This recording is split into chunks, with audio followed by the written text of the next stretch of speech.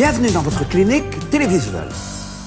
Voici d'ailleurs votre équipe médicale, Dr Zach Twegg, chirurgien orthopédiste. Dr Chantal Guimont, urgentologue. Un tournevis dans le ventre! Dr Gaël Vecmans, pédiatre. La petite est pleine de gueule! Et je suis le Dr Alain Vadeboncoeur, urgentologue. Encore un tournevis dans le ventre! Le sujet qui a retenu notre attention aujourd'hui, les femmes qui tombent enceintes en s'asseyant dans l'autobus. Oui, et 87 des femmes qui s'assoient dans l'autobus tombent enceintes. Oui, ça arrive à 12 des hommes aussi, hein? Et 21 de ceux qui restent debout et qui tiennent le poteau ont mal aux pieds.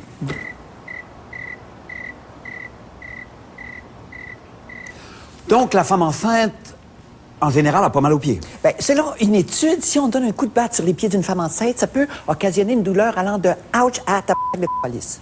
Et quels sont les symptômes d'une femme enceinte qui a mal aux pieds?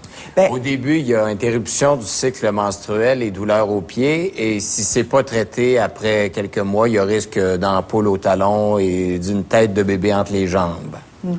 Et à ce moment-là, qu'est-ce qu'on peut faire? Pour les ampoules, comme pour la tête de bébé, on recommande un simple diachylon. Oui, aussi, on n'en a pas parlé, mais la personne qui est enceinte... Que ce soit un homme ou une femme. Oui, exactement. Souvent, la femme ou l'homme qui est enceinte a une forte tendance à prendre trop de place dans l'autobus. Et là, qu'est-ce qu'on peut faire avec ça? Ben, on peut les regarder en faisant des soupirs et rouler des yeux, comme ceci. Ouais. On peut aussi les squeezer contre un mur ou un immigrant qui parle pas français. Le but est de les faire sentir mal. Exactement. On a avec nous Madame Vasine Gagnon qui tombe fréquemment enceinte en s'asseyant dans l'autobus. Bonjour Vasine. Bonjour, docteur. Alors, ça vous arrive souvent de tomber enceinte sur un banc d'autobus? Constamment.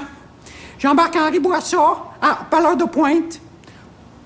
Par le temps que j'arrive à Crémazie, le miracle de la vie s'est produit dans mes sweatpants. Alors, Dr Vecmans et moi allons vous montrer comment une telle situation peut se produire. Ici, on a un siège d'autobus. Oui, et comme vous voyez, je tiens une vulve de feutrine. Est-ce que c'est gros comme ça dans la vie? Ça varie. Il y en a des plus petites et il y en a des plus grosses. Ça dépend de quoi? C'est des modes. Dans les années 70, 57 des vulves étaient d'un diamètre supérieur à 62 cm. D'où les zups plus larges à l'époque, j'imagine. Alors, avant que vous déposiez la vulve de feutrine sur le banc, moi, ce que je vais faire, c'est que je vais répandre des graines de Cheetos pour représenter Ça, là? Ouais. Ben, c'est ça, là, la joie de vivre du monsieur, là. Mettez-en beaucoup. Ouais, je vais en mettre un petit peu plus que ça. Bon, je vais mettre ça, finalement. Voilà. Alors, maintenant, vous pouvez déposer la vulve de feutrine sur le siège de l'autobus. Alors, il y a contact direct entre les Cheetos et la vulve de feutrine. Et 9 mois plus tard, la vulve de feutrine est toute slack et ne reprendra jamais sa forme. Exactement. Alors, j'espère que ça répond à votre question, Vasine. Non!